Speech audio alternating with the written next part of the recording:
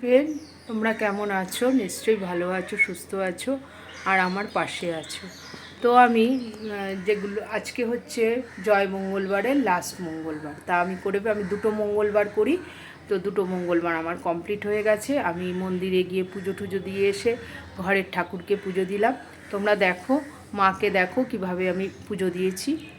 এই যে আমার মা কালী, এই যে আমার মা কালী, আমার বড় মা, আমার তারা মা, আমার মা কালী, আদ্যা মা, সব ঠাকুরকেই আমি ভালো করে পুজো দিয়ে কমপ্লিট করে ফেলেছি। ভালো করে পুজো দিয়ে কমপ্লিট করে ফেলেছি।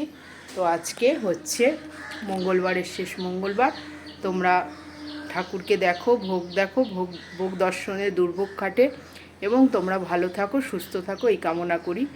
যারা লোকের ক্ষতি করে তাদের কিন্তু ভগবান ঠিক দেখে, ঠিক তাদের ক্ষতি করবে। যেরকম আমার ঘরে আগুন লাগিয়ে দিয়েছিল, মায়ের সামনে বলছি, আমি ঠাকুরের সামনেই বলছি, এবং তাদের হবেই হবে, 100% হবে। আমি অনেক এরকম দেখেছি, তাদের হবেই হবে। আমার ঘরে জুতোর র্যাকে আগুন লাগিয়ে দিয়ে ঘর দাও, আমরা মরেই যেতাম শনিবার দিন রাত্রে। কিভাবে ভগবান আমাদের বাঁচিয়েছে শুধু ভগবান জানে। ওই যে ভগবান বসে আছেন, এই যে ভগবান বসে আছেন, এই ভগবান জানেন আমাদের কি করে। আমার গোবিন্দকে সেবা দিয়ে থাকি, সেই গোবিন্দ জানে যে কিভাবে ওরা বেঁচেছে।